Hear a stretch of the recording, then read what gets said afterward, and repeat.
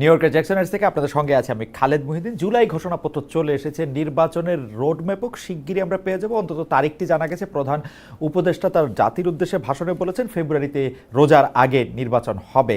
এই রাজনৈতিক বন্দোবস্তের আসলে ভবিষ্যৎ কি, নতুন নির্বাচন কতটা কি মানে তৈরি করবে আমাদের সঙ্গে বা আমাদের কাছে, এসব নিয়ে আজকে আলোচনার জন্য উপস্থিত রয়েছেন জবানের সম্পাদক জনাব রেজাউল করিম রনি। জনাব রেজাউল করিম রনি, আপনাকে আমাদের অনুষ্ঠানে স্বাগত জানাই। আপনি আমাদের সাথে যুক্ত হয়েছেন, সময় দিয়েছেন, সেজন্য আপনাকে অনেক ধন্যবাদ। আমাদের সাথে আরও থাকবার কথা ছিল এখন থেকেই ঢাকা বিশ্ববিদ্যালয় ছাত্র ইউনিয়নের ঢাকা বিশ্ববিদ্যালয় শাখার সভাপতি জনাব মেঘমল্লার বসুর, কিন্তু জনাব মেঘমল্লার বসু রাজধানীর কোথাও একটি আটকে আছেন। কিছুক্ষণ ধরে তিনি আমাদের ফোনের সাথেও সংযোগ নেই, হয়তো তিনি আমাদের সাথে যুক্ত হবেন। যদি যুক্ত হতে পারেন তাহলে নিশ্চয়ই আপনাদের সঙ্গে আমরা পরিচয় করিয়ে দিব, ওনার সাথেও আমাদের কিছু কথা আছে। তবে রনি, আপনার সাথে আমাদের অনেকগুলি কথাই বলার আছে, সেজন্য দর্শকরাও নিশ্চয়ই আপনার কথা আরও বেশি সময় ধরে শুনতে পারবেন যদি মেঘমল্লার বসু আসতে একটু দেরি করেন। তো সেজন্য যে প্রশ্নগুলো আসলে মেঘমল্লার বসুর উপস্থিতিতে আপনাকে করতে চেয়েছিলাম সেগুলি আমি প্রথমে একটু আলাদা করে রাখি। আমি প্রথমে আপনার চিন্তাকে একটু অনুসরণ করতে চেষ্টা করি।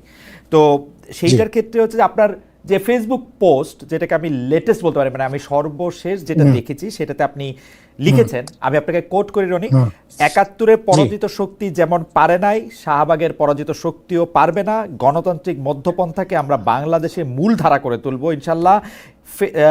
ফ্রিডম, ফেইথ ফ্রিডম হয়তো আপনি লিখেছেন, আমার এখানে একটু দেখা যাচ্ছে, ফেইথ ফ্রিডম নিশ্চিত হবে, ইসলাম বিদ্বেষ চলবে না, বাবু বয়ান দাদাগিরিও চলবে না, কোনো বয়ানের রাজনীতি চলবে না। আসলে পোস্ট নেগেটিভ যুগে চলে গেছে বাংলাদেশ, মূল্যবোধ ভিত্তিক রাজনীতি শুরু করতে হবে। ৫ তারিখের পর এটাই পথ। ফলে যারা ব্রাহ্মণ্যবাদী বামপন্থা দিয়ে মধ্যপন্থাকে গণবিরোধী করতে চায়, এরা দিবা স্বপ্ন দেখছে। আমার ২-৩টা জায়গায় একটু বুঝবার আছে রনি, যে আপনি ব্রাহ্মণ্যবাদী বামপন্থা বলতে আপনি আসলে কি বোঝাতে চাচ্ছেন। অনেক জায়গায় আমরা দেখছি যে মানে এই সংজ্ঞায়নটা এক একজন এক এক রকম করে দিচ্ছেন। আপনি যদি একটু বলতেন যে ব্রাহ্মণ্যবাদী বামপন্থা আপনার দৃষ্টিতে আসলে কোনটা, এবং মধ্যপন্থাকে গণবিরোধী করতে চায় এরা দিবাস্বপ্ন দেখছে, এই মধ্যপন্থা কারা? আমি প্রশ্নটাকে একটু আরো একটু সরল করি। আপনি যদি আমাদের এটাও একটু বলে দেন যে ব্রাহ্মণ্যবাদী বামপন্থার ব্র্যাকেটে আপনি কোন কোন দল বা মতকে রাখতে চান, এই মধ্যপন্থার ব্র্যাকেটেও আপনি কাকে কাকে রাখতে চান। রনি, আপনাকে অনেক ধন্যবাদ। আপনি নিশ্চয়ই আমাকে বুঝতে পেরেছেন। আমার একটু ভূমিকাটা দীর্ঘ হয়ে গেছে। জি জি, হ্যাঁ, কোনো সমস্যা নেই খালিদ ভাই, থ্যাংক ইউ আমাকে স্মরণ করার জন্য, ডাকার জন্য, এবং যারা যেখান থেকে আমাদের দেখছেন সবার প্রতি আমার সালাম এবং কৃতজ্ঞতা। হ্যাঁ, এবং আপনি খুবই খুবই গুরুত্বপূর্ণ প্রশ্ন এবং অনেকগুলো পয়েন্ট একসাথে ফ্রেমিং করেছেন। সো আমি যদি একটা একটা করে আসি, দেখেন বাংলাদেশে বামপন্থা, বাংলাদেশে বামপন্থা রাজনীতি বলতে আমরা যেটা এতদিন দেখেছি, এটা তো এমন একটা সারাদিন গণবিরোধী, মানে গণমানুষের কথা বলে, হ্যাঁ, অসাম্প্রদায়িকতার কথা বলে, আপনার ধরেন সারাদিন তারা আপনার বৈষম্যহীনতার কথা বলে, সাম্যের কথা বলে, কিন্তু তারা এন্ড অফ দ্য ডে বাংলাদেশে যে রাজনীতিটা ডেভেলপ করেছে সেটা সবচেয়ে গণবিরোধী রাজনীতি। এখন এই জায়গাটায় কেন আসলো? এই জায়গাটায় আসলো এই কারণে যে বামপন্থার বাংলাদেশি যে আপনার ভার্সনটা এখানে চর্চা হয়, সেটা হলো ক্যালকেশিয়ান ভার্সন। এখানে বামপন্থা, আমি তো বলতেছি বামপন্থার আমরা একটা ঢাকায় রিডিং মার্কস ইন ঢাকা, এটা আমরা শুরু করব। এবং মার্কসিজমকে এখন এখানে বাংলাদেশে যে বামপন্থা ডেভেলপ করছে, এটার সাথে মার্কসিজমের খুব বেশি সম্পর্ক নাই, এইটা বরং একটা লেনিনিজমের সাথে সম্পর্ক আছে। এই আপনার এই প্রশ্নের উত্তর আমি ৩-৪টা জায়গা থেকে দিতে পারি। একটা জায়গা থেকে শুধু দেই, ধরেন লেনিনিজমের জায়গা থেকে কি, ধরেন লেনিন লোকটা বই লিখতেছে রাষ্ট্র বিপ্লব, রাষ্ট্রকে সে সংজ্ঞায়িত করতেছে একটা অমীমাংসতার ফসল হিসাবে, তারপরে আইসা ধরেন সে রাষ্ট্র ক্ষমতা নিচ্ছে। এখন পরে বলতেছে আচ্ছা লেনিন তো বেশি দিন বাঁচে না, অল্প দিন বাঁচছিল, পরে স্টালিন ক্ষমতা নিচ্ছে, এই জন্য একটা রেড ফ্যাসিজম ডেভেলপ করছে। নো, লেনিন বাইচা থাকলেও একই জিনিস হইতো। এটা সুদীপ্ত কবিরাজ থেকে শুরু করে অনেক বড় বড় মার্কসিস্ট থিঙ্কাররা এই জায়গায় আলোচনা করছে। কেন একই জিনিস হইতো? কারণ ইনহেরেন্টলি আপনি রাষ্ট্র জিনিসটা বিশ্বাস করেন না, আবার আপনি ক্ষমতা নিচ্ছেন একটা রাষ্ট্রের, ফলে তখন পুরো রাষ্ট্র ক্ষমতা যখন আপনি নিচ্ছেন, নিয়ে এটা একটা ব্যুরোক্রেটিক জায়গায় চলে যাচ্ছে, একটা ব্রুটাল ফ্যাসিজম আমরা দেখছি। হ্যাঁ, আপনার এটা স্টালিনের আমল পর্যন্ত কন্টিনিউ করছে। আমাকে একটা সেকেন্ড সময় দিবেন। আমাদের বামপন্থী রাজনীতিবিদ একজন, যদিও উনি ছাত্র ইউনিয়নের সভাপতি ঢাকা বিশ্ববিদ্যালয় শাখা জনাব মেঘমোল্লার বসু আমাদের সাথে যুক্ত হয়েছেন। মেঘমোল্লার, আপনাকে আমাদের অনুষ্ঠানে স্বাগত জানাই। আমরা জনাব রনিকে, রেজাউল করিম রনিকে একটু শুনছিলাম, আপনাকে স্বাগত জানিয়ে আমি একটু জনাব রনির কাছে ফিরছি। জনাব রনি, আমাদের জন্য একটু সুবিধা হতো আমাদের এই প্রশ্নটার মধ্যে যদি আপনি এই পর্যায়ে আপনি যতটুকু ইন্ট্রো দিয়েছেন সেটা আমরা কিছুটা বুঝতে পেরেছি, কিন্তু আপনি যদি কথাটা শুরু করতেন। শেষ করে দেই। আচ্ছা, ব্রাহ্মণ্যবাদী শেষ করে দেই। বল। হ্যাঁ, ফলে এখানে প্রবলেমটা যেটা দাঁড়াইছে, এখানে মানুষ যে জাতি হিসাবে বাঁচে এবং এই প্রশ্নটাকে আন্ডারমাইন করে তারা সবসময় শ্রেণী প্রশ্নটাকে সামনে আনার কারণে এখানে তারা কখনোই গণভিত্তি ডেভেলপ করতে পারে নাই। এবং আমাদের এখানে বামপন্থার যে ন্যারেশন, যে তাফসির, সেটা কলকাতার ব্রাহ্মণ্যবাদী রাজনৈতিক আপনার পটভূমির মধ্য দিয়ে গড়ে ওঠা যে তাফসির, যে ব্যাখ্যা, সেইটা এখানে মেইন স্ট্রিম হয়েছে। এই কারণে বাংলাদেশপন্থী কোনো আপনার বামধারা রাজনীতি ডেভেলপ করে না। এই জন্য এটাকে এসেনশিয়াল, এটার মধ্যে একটা ব্রাহ্মণ্যবাদী নোশন থেকে গেছে। না রনি, আমি যেটি বলতে চেয়েছিলাম যে আপনি ব্রাহ্মণ্যবাদী বামপন্থার অধীনে কোন কোন রাজনৈতিক দলকে রাখতে চান, আপনি শুধু নামটা বলেন, আমরা ব্যাখ্যা নিশ্চয়ই আরো শুনতে পারবো আপনার কাছ থেকে। এবং মধ্যপন্থা বলতে আপনি এখন এটা সমস্ত কোন কোন রাজনৈতিক দলকে আপনি চিহ্নিত করতে পারেন? এখন বাংলাদেশে বামপন্থীদেরকে আমি কোনো রাজনৈতিক দলই মনে করি না। ওকে, এগুলো কোনটার নাম বলবো? এগুলো একটা কালচারাল পলিটিক্স করে। এগুলো এখনো রাজনৈতিক দল বলতে যেটা বোঝায় পাওয়ার স্ট্রাগল, তার জন্য একটা জাতি রাষ্ট্রের ফ্রেমের মধ্যে যে লেনিনিয়ান ওই প্রবলেমের মধ্যে আটকে আছে। এদের কাছে এখনো জাতি বড় না, শ্রেণী বড়। সেটা আমি মানলাম, কিন্তু আপনার এই বাক্যটাকে যদি আমি ধরে নিই যে আপনি এই বাক্যটা বলতেছেন যে ফলে যারা ব্রাহ্মণ্যবাদী বামপন্থা দিয়ে মধ্যপন্থাকে গণবিরোধী করতে চায়, এই যারা যে সর্বনামটা, সেই সর্বনামের মধ্যে বিশেষ্যটা যদি আপনি আমাদেরকে একটু পরিচয়টা বলতেন যে এই ব্রাহ্মণ্যবাদী বামপন্থাটা কারা, মধ্যপন্থাটা কারা? কারণ এখানে আপনি দুইটা পক্ষ কিন্তু আইডেন্টিফাই করেছেন। আপনি যেহেতু একজন চিন্তক, আপনি কিন্তু আইডেন্টিফাই করতে পারছেন যারা ব্রাহ্মণ্যবাদী বামপন্থা দিয়ে মধ্যপন্থাকে গণবিরোধী করতে চায়। এই যারাটা কারা, এটা যদি আমাদের একটু বলতেন। ওকে, আই গট। এটা হলো শাহবাগের পরাজিত শক্তি। এটা স্পেসিফিক বইলা দিই, শাহবাগের পরাজিত শক্তি। এরা মনে করতেছে, দেখেন, এরা সবসময় করছে কি, এরা নিজেদের কোনো রাজনীতি ডেভেলপ না করে এরা এক এক সময় এক একজনের উপর সওয়ার হয়েছে। এরা এতদিন আওয়ামী লীগের উপর সওয়ার হয়েছে, এখন একটা ধারা মনে করছে যে এখানে বাংলাদেশে কখনোই মধ্যপন্থী রাজনীতির মূল ধারা হয় নাই, মেইন স্ট্রিম হয় নাই। যে কারণে আমাদের এখানে ডেমোক্রেসির যে ধারণাটা, এটা একটা ফ্যাসিস্ট ধারণা রয়ে গেছে। এটা ডেমোক্রেসির একটা আওয়ামীকরণ হয়েছে, মানে ডেমোক্রেসির ধারণার একটা আওয়ামীকরণ হয়েছে। ফলে এদিক থেকে আপনার প্রশ্নের সরাসরি উত্তর হলো, আমি এটা মিন করেছি যারা আপনার এখানে শাহবাগী যে ইসলাম বিদ্বেষী ধারা, পার্টিকুলারলি দেখেন শাহবাগের মুভমেন্টটা, এটা কিন্তু জামাতের মুভমেন্ট ছিল না, এটা হেফাজতের মুভমেন্ট ছিল। এবং 4 তারিখে আমি একটা ইন্টারভিউ নিয়েছিলাম হেফাজতের তৎকালীন নায়েবে আমির জুনায়েদ আল হাবিবি, এখন কি পোস্টে আছে জানি না। উনি আমাকে ইন্টারভিউতে বলছিল যে জামাতের সাথে আমাদের বিরোধ আদর্শগত, আকীদাগত। জামাতের যুদ্ধ অপরাধ বিচার হাবিজাবি এগুলোর বন্ধের জন্য তারা আন্দোলন করতেছে, কি করতেছে এটা আমাদের দেখার দরকার নাই। আমরা সিম্পলি নামছি, হ্যাঁ, নবী রাসূলকে অকথ্য ভাষায় গালিগালাজ করা হয়েছে, এখানে ইসলামে সম্মানিত ব্যক্তিদের নিয়ে চটি সাহিত্য করা হয়েছে, হ্যাঁ, এবং এটার প্রতিবাদে নামছি যে আমাদের আবেগ আহত হয়েছে, এই জন্য আমরা নামছি। এটার সাথে জামাতের রাজনীতির কোনো সম্পর্ক নাই। কিন্তু এখানে পরবর্তী সময়ে এখানে দেখেন এক্সট্রিম, আপনি যদি বলেন যে এখানে বাংলাদেশে যেটা প্রবলেম হচ্ছে, এখানে আলোচনাটা এই জায়গায় করতে হবে যে আপনার idealism, ideology and total politics, রাজনীতিকে ডেভেলপ করা হয়। আমরা আবার আসি আপনার কাছে। আপনি শাহবাগের পরাজিত শক্তি বলতে কি হচ্ছে, মানে এই ব্রাহ্মণ্যবাদী বামপন্থা বলতে আপনি সিপিবি, আওয়ামী লীগ, বাসদ, জাসদ এদেরকে বুঝাইতেছেন? মানে আমি দল হিসাবে এন্টিটিটা জানতে চাইতেছি না, এদের সাথে বিভিন্ন দল এই ডিসকোর্সটা ভাগ করে। আমি বলি, আমি একটা ডিসকোর্সকে মিন করেছি, আমি কোনো দল মিন করি নাই। কিন্তু এই ডিসকোর্সটা, এই তর্ক, এই যারাটা নানা দল ভাগ করে করে। ওকে ফাইন, আপনি এটা আবার আরেকটু ব্যাখ্যা করেন। আর মধ্যপন্থাকে যারা গণবিরোধী করতে চাচ্ছে, এই মধ্যপন্থারা কারা? এখানে বাংলাদেশে মধ্যপন্থা ডেভেলপ হয় নাই। প্রথম কথা হইলো, কেন হয় নাই? এটা শুধু আপনি ইডিওলজিটার কথা বলছেন, দলটার কথা বলেন না, যে মানে মধ্যপন্থাকেই দলটার কথা বলেন। দলটা, তাহলে যারা এখানে মধ্যপন্থা ডেভেলপই হয় নাই, মধ্যপন্থা ডেভেলপ হয় নাই দেখে এখানে যখন বিএনপি ডানের দিকে ঢুকে বামপন্থীরা গালি দেয়, এই সর্বনাশ হয়ে গেছে বিএনপি। হ্যাঁ, আবার যখন বিএনপি আপনার বামের দিকে ঢুকে ডানরা বলে এই তো ভারতের দালাল হয়ে গেছে, এটা দিয়ে কিছু হবে না। তার মানে হচ্ছে যে আপনি যাদেরকে ব্রাহ্মণ্যবাদী বামপন্থা বলতেছেন সেইটা হচ্ছে যে একটা ডিসকোর্স, এটা আসলে নির্দিষ্ট দল না, এই দলের মধ্যেও অনেকে থাকতে পারে ওরকম। আর মধ্যপন্থা বাংলাদেশে এখনো দাঁড়ায় নাই, সেই মধ্যপন্থাকে অলরেডি গণবিরোধী করতে চাইছে। আমরা আরো শুনবো আপনার কাছে, আমরা একটু জনাব মেঘমল্লার বসুর কাছে যাই। জনাব মেঘমল্লার বসু, জি, প্রথম কথা হচ্ছে যে গত এক বছরে আমরা নানা রকম মব কালচার দেখেছি, যাকে সরকারের মুখপাত্র বা আমাদের প্রেস সচিব, আমাদের প্রিয় সাংবাদিক বড় ভাই শফিক ভাই যাকে প্রেসার গ্রুপও বলেছেন।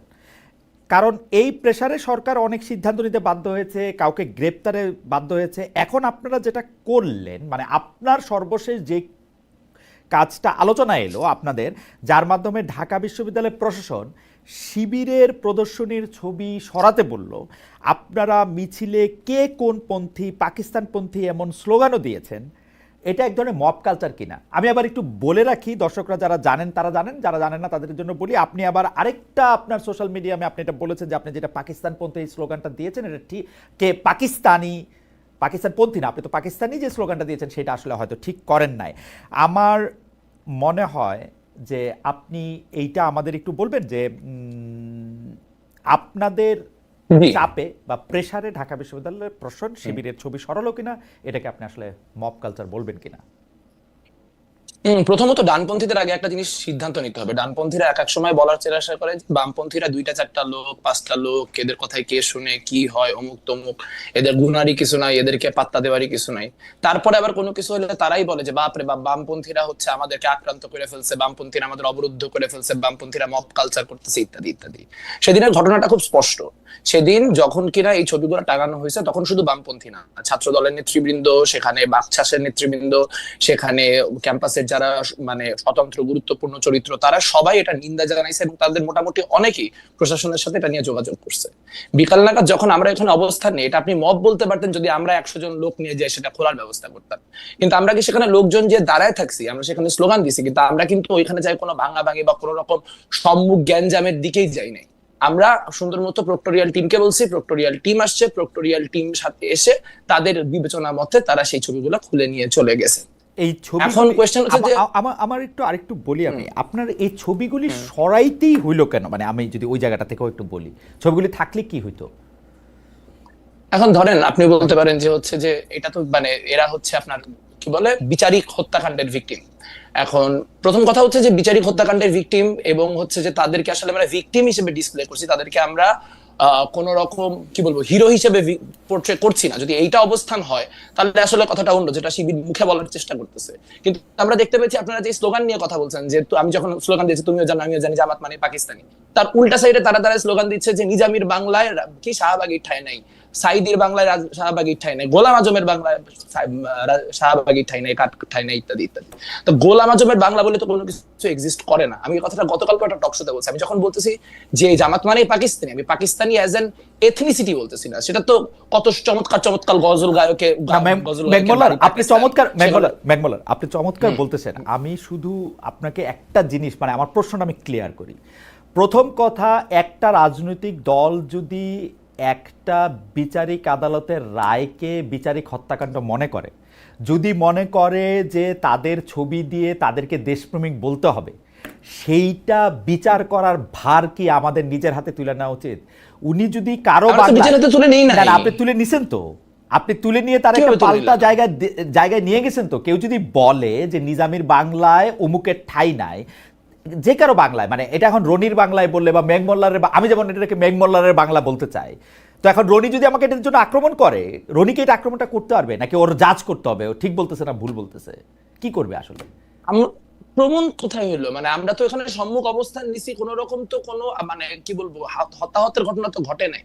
না, হতাহতটা পরে হয়েছে, মানে আদর্শটা আমি বুঝতে চাচ্ছি আপনার কাছে খারাপ কেন লাগতেছে বিশ্ববিদ্যালয়ের জায়গায়। বিশ্ববিদ্যালয় খুব ক্লিয়ারলি বলি যে ধরেন তারা যুদ্ধাপরাধী কিনা এই নিয়ে আপনি তর্ক করেন, সমস্যা নেই, কিন্তু তারা যে রাজাকার এটা নিয়ে তো কোনো দ্বিমত নাই। তারা যে পাকিস্তানের পক্ষে অবস্থান নিয়েছিল 1971-এর সময়, এবং তারা সেই সময় আল বদর বলেন, আল শামস বলেন, এই বাহিনীগুলির নেতা হিসেবে অনেক লোকজন ছিলেন। তাদেরকে আমি বলতেছি যে তাদের বাংলায় বাংলাদেশ তো একটা কনসেপশন, বাংলাদেশ তো শুধুমাত্র একটা রাষ্ট্র না। আপনি যখন পাকিস্তানের মতো, আমরা বলছি 47 আমাদের অর্জন, অমুক আমাদের অর্জন, 47-এর ঘটনা ধরে আপনি যখন দেশভাগের ক্ষেত্রে আপনি বলতেছেন। কিন্তু মিস্টার বসু, আমার আসলে আমার দেশ সম্পর্কে আইডিয়াটা আপনি আমাকে আরেকটু কনসেপ্টটা যদি একটু ক্লিয়ার করতেন। আমার তো ধারণা ছিল যে বাংলাদেশটা হচ্ছে এমন একটা দেশ, সেটা সবারই বাংলাদেশ, রাজাকারদের বাংলাদেশ এটা হইতে পারবে না। এইটা কি আমরা চাই যে রাজাকারদের কি আমরা এখন কোথাও ফেলে দিব বা কোথাও তাড়িয়ে দিব যদি আমাদের শক্তি থাকে? ব্যাপারটা কি এরকম চিহ্নিত করব? মানে রাজাকাররা তো সরকারের আশপাশ দিয়ে ঘোরাঘুরি করতেছে, তারাই দেওয়ার আলোচনা আসতেছে কোত্থেকে? আমার যেটা খুব প্যারা লাগতেছে গোটা কনভারসেশনটাই মনে হচ্ছে যে জামাত ইসলামী সামহাও 5ই আগস্টের পর একটা প্রান্তিক ক্যারেক্টার। মানে আপনি, আমাদের প্রক্টর বলছে তিনি নাকি পারমিট উইথড্র করছেন, তারপরে প্রোগ্রাম 3 দিন চলছে, তাহলে ডিফ্যাক্টো প্রক্টর তো আসলে এস এম ফরহাদ এখন ঢাকা বিশ্ববিদ্যালয়ে। সো এইভাবে কথা বলার তো কোনো সুযোগ নাই যে তারা প্রান্তিক এবং তাদেরকে জায়গা দেওয়া হইতেছে না। তারা গত 1 বছর ধরে প্রোগ্রাম করছে, আজকে এবার কি তারা প্রথম প্রোগ্রাম করলো? 36শে জুলাইয়ের প্রোগ্রাম তারা টিএসসির ভিতরে বিশাল বিশাল হোর্ডিং দিয়ে টানা করছে। আমরা তাদের সাথে রাজনৈতিকভাবে অপোজ দেখে আমরা কি করছি, আমরা 14ই ডিসেম্বর টিএসসির বাইরে অন্যান্য বিভিন্ন রকম ডেমনস্ট্রেশন করে ওখানে অন্যান্য আপনার মানে 14ই ডিসেম্বরের যে ইতিহাস সেটা সামনে আনার চেষ্টা করছি। তো গণতান্ত্রিক পলিটিতে সেটাই হবে যে আমি তো তাকে কখনোই মানে কি বলবো আক্রান্ত করে উঠাই দিতে হবে, তাকে ছড়াই দিতে হবে, এই কথা তো কেউ বলতে যায় নাই। কিন্তু আপনি দেখেন যে আমি মানে একদম চিহ্নিত পাকিস্তানপন্থী নেতাদের ছবি 36শে জুলাইয়ের প্রোগ্রামে আপনার ওখানে বসায় দিলাম, এবং বসায় দেওয়ার পর যে রিপারকাশন আসলো, সেই রিপারকাশন কিন্তু গোটা পলিটিটা থেকেই আসলো। কিন্তু সেটা পার্টিকুলারলি যেহেতু আমরা ওখানে ভ্যানগার্ড অবস্থানে না বসু, আমি বলি আমার কিন্তু অন্য পলিটিক্যাল পার্টিগুলি কি বলছে না বলছে, আমি শুধু আপনার ধ্যানটাই আমি আসলে বুঝতে চাই যে আপনি যে তাহলে বলি আপনার কেন আপনি কেন মানসিক বা শারীরিকভাবে আহত হচ্ছেন ওদের ছবি এখানে টানানো দেখে? মানে মানে মানে আমি রাজাকারের ছবি দেখে না, আমার আহত লাগে না, কারণ আমি তো আর ওদেরকে আমি তো বাংলাদেশটা সব মানুষের বাংলাদেশ জানতে মনে করি আর কি।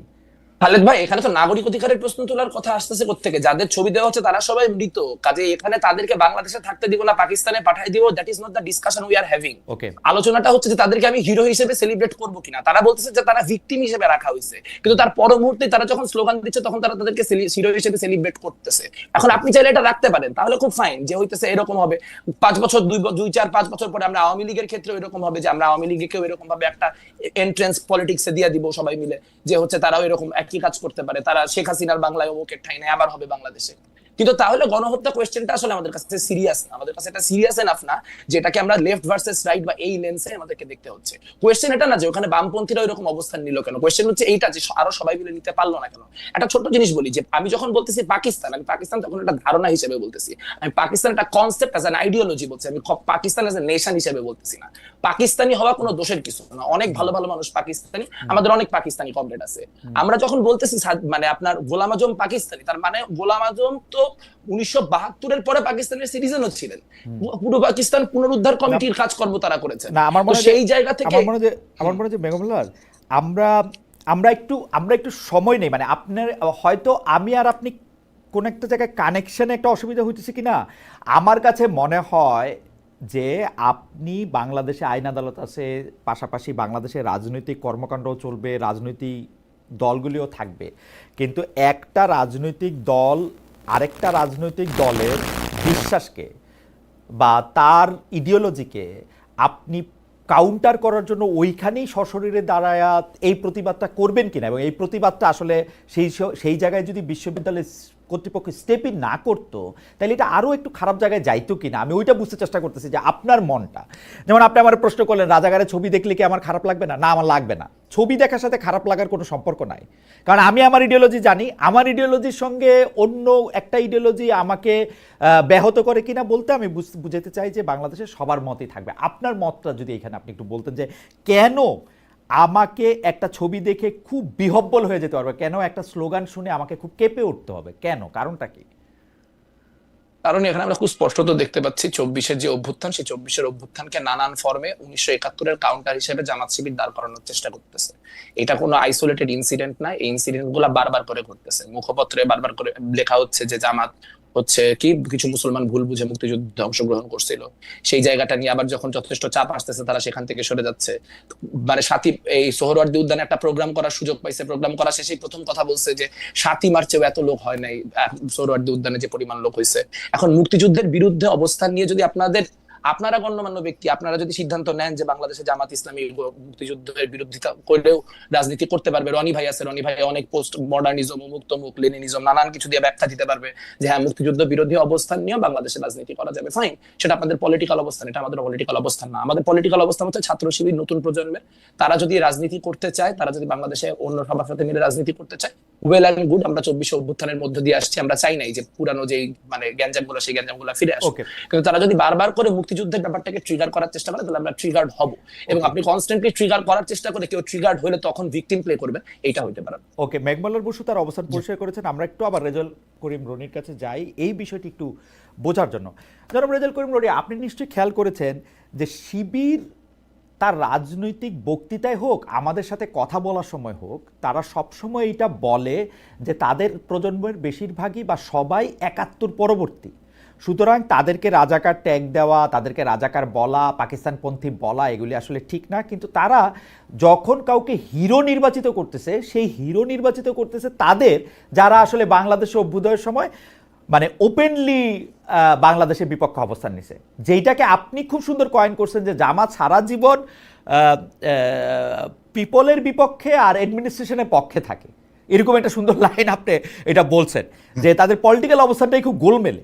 তো কিন্তু শিবির যে এইটা করে, এইটা শিবিরকে আসলে বলার উপায় কি? আমি শুধু আপনাকে মনে করে দিতে চাই যে জামাতের যে শীর্ষ নেতা জনাব শফিকুর রহমান, উনি আমার এক প্রশ্নের জবাবে সরাসরি বলছেন যে আমরা 47 থেকে আজকের দিন পর্যন্ত আমাদের কোনো কারণে যদি মানুষ মনে কষ্ট, মনে দুঃখ এগুলি পেয়ে থাকেন, সে তার জন্য আমরা দুঃখিত, আমরা এগুলির জন্য আসলে একদম আনকন্ডিশনাল। আমি তাকে স্পেসিফিক জিজ্ঞেস করছিলাম এই 47 থেকে এই আজকের দিনের মধ্যে 71 আছে কিনা, উনি বলছে সবই আছে। তো আপনি যদি একটু আমার বলতেন যে শিবির আসলে নিজের কি দেখাইতে চায়, মানে শিবিরের মানে হিসাবটা কি আসলে? আচ্ছা দেখেন, আমি আপনার একটা আগের আলোচনাতে আসি। দেখেন, জামাত শিবির এখানে রাজনীতি করবে কি করবে না, এটা অন্য কারো শর্তের মাধ্যমে সে করবে না, অন্য কেউ শর্ত দিতে পারবে না, সে তো আর মতো করে তার একটা জায়গা আছে। দেখুন এখানে আপনারা যে লম্বা আলোচনাটা করলেন, এখানে আমার মনে হয় একটা জায়গা মিসিং আছে, সেটা হলো যে কোশ্চেন অফ টলারেন্স। আপনি এটাই বুঝাইতে চাচ্ছিলেন আমার মনে হয়, যদি আপনার আলোচনাটা আমি বুঝে থাকি। যে ধরেন জামাত শিবির একটা ইতিহাসের রং সাইডে রাজনীতি করে, in the wrong side of হিস্ট্রিতে দাঁড়ায় রাজনীতি করে ধরেন, এবং এই ব্যাপারে সে তার কোনো স্পষ্ট পজিশন নাই, সে ক্লিয়ার করে না। আমি পুরা ডিসকোর্সটাই বলতেছি, ধরেন জামাত শিবির দুইটা মিলে, দুটাকে আলাদা না করে যদি বলি, তো হোয়াটস রং উইথ দ্যাট? এটা সে করতে পারবে না? এটা সে ডেফিনেটলি করতে পারবে, এবং এর জাজমেন্ট পিপল দিবে। পিপল এটা গ্রহণ করবে কি করবে না, এই দায় পিপলের উপর ছেড়ে দেবে। কিন্তু আপনি যেটা করছেন, আপনি টলারেন্সের কোনো কালচার চর্চা করছেন না।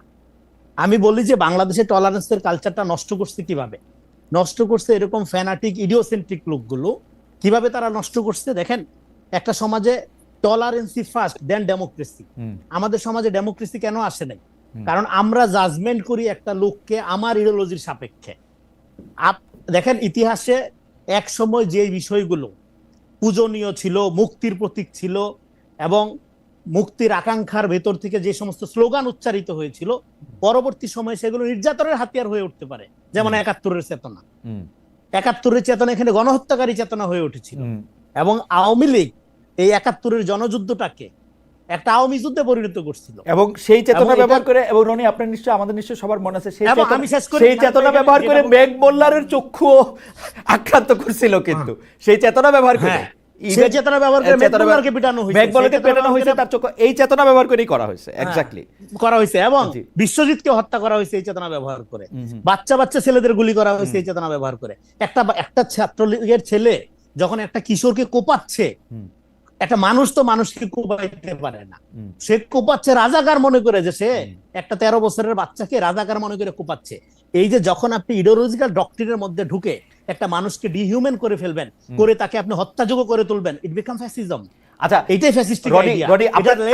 আপনার বাক্যটা শেষ হলে আমি আরেকটা বাক্য, আমি একটা ছোট্ট প্রশ্ন আপনাকে শেষ করতে দেন। আচ্ছা, আপনি শেষ করে দিলে আমারে বলেন, শেষ করে দিলে আপনি বলেন। হ্যাঁ, আমার একটা প্রশ্ন করার আছে। তো ফলে এইখানে আমাদের এই যে ইডিওলজি যেটা করলো, হ্যাঁ, এবং এই মুক্তিযুদ্ধের বয়ানটাকে কারা নির্মাণ করছে? কলকাতাপন্থী বুদ্ধিজীবীরা নির্মাণ করছে, যাদের সাথে রণাঙ্গনের মুক্তিযুদ্ধের কোনো সম্পর্ক নেই, বড় অর্থেই নাই, তারা এটাকে গড়ে তুলছে। ফলে এখানে মুক্তিযুদ্ধের আওয়ামী ন্যারেশনটা যেরকম আমাদের জাতীয় ইতিহাস নির্মাণের ক্ষেত্রে আমাদের বাধাপ্রাপ্ত করছে, এট দ্য সেম টাইম জামাতের জন্য ৭১ একটা বারমুডা ট্রায়াঙ্গেলের মতো। এইটা আপনি ঘুরা ফিরা যখনই এটার উপর দেশে যেতে ফল করে, হ্যাঁ, এটা ওই যে আপনার বারমুডা ট্রায়াঙ্গেল একটা ব্যাপার আছে না, প্লেটের উপর দিয়ে গেলে এটা নাকি আপনি শেষ করলে একটা ফলে এখন প্রবলেমটা যেটা হলো, হ্যাঁ, যেটা বলতেছিলাম, ফলে আপনি দেখেন যে রাজাকার একটা ঘৃণিত শব্দ ৭১ সালে, ২৪-এ কিন্তু আমি কে তুমি কে রাজাকার, এইটাই মুক্তির স্লোগান হয়ে উঠলো। ফলে আপনি যদি রাজাকার একটা চিরকালের ঘৃণিত শব্দ, জামাতের একটা পজিশন, এটা চিরকালের রং পজিশন, এই জায়গায় যদি ধৈরা থাকেন, তাহলে প্রবলেমটা যেটা হবে, আপনি ইতিহাসের নামে একটা ইতিহাস বিবর্জিত পজিশন নিলেন। ওকে রনি, যে রাজাকার আমি প্রশ্নটা করি, অপরাধী, কিন্তু সেই রাজাকার স্লোগান দিয়েই ২৪-এ যে মুক্তি ঘটাইতে হলো, সেখানে আমার মনে রনি আপনি আমাকে একটু প্রশ্নটা করার সুযোগ দেন। আপনি টলারেন্সের কথা আমি শেষ করি, নইলে এখানে ভুল বুঝবে। আচ্ছা শেষ করেন। ফলে যেই চিন্তাটা, যেই বাক্যটা ৭১ সালে এত ঘৃণিত ছিল, পরবর্তী সময়ে এবং যে মুক্তিযুদ্ধের চেতনা, ডেফিনেটলি এটা একটা ইমোশনের ব্যাপার ছিল। ৭১ থেকে যারা যুদ্ধ করে ফেরত আসছে, নতুন দেশ গঠন করতে চাচ্ছে, পরবর্তী সময়ে সেটা গণহত্যার হাতিয়ার হয়ে উঠলো। পরবর্তী সময়ে এই রাজাকারী আবার একটা ইতিহাস, একটা আয়রন জ্যাকেট ফিক্সড ব্যাপার না। আপনি প্রশ্নটা করেন। আমি প্রশ্নটা বলি, সেটা হচ্ছে যে আমার প্রথম প্রশ্ন, আপনি টলারেন্সের কথা বলতেছিলেন, আপনি বলতেছিলেন যে ডেমোক্রেসির আসলে প্রথম লক্ষণ বা লক্ষ্য আসলে টলারেন্স হওয়া উচিত, বাকিগুলি পরে আসলেও হবে। এই টলারেন্সের ক্ষেত্রে আমি যদি বলি, মেঘমল্লার বসু এবং তার বন্ধুরা ঢাকা বিশ্ববিদ্যালয়ে শিবিরের সেই প্রদর্শনীর সময় সেখানে দাঁড়িয়ে যে স্লোগান দিচ্ছিল, তারপরে তাকে যেভাবে অ্যাটাক করা হয়েছে সাইবার জগতে বা অন্য জগতে, সেইটা কি আসলে টলারেন্স হয়েছে, নাকি জামাত তাকে টলারেন্স দেখাতে পারতো, ওকে দাঁড়ায় থাকাটা, ওর এখানে দাঁড়ায় থাকাটা, ওর প্রতিবাদটাও সে নিতে পারতো এবং এক সময় এঙ্গেজ হইতে পারতো, এক।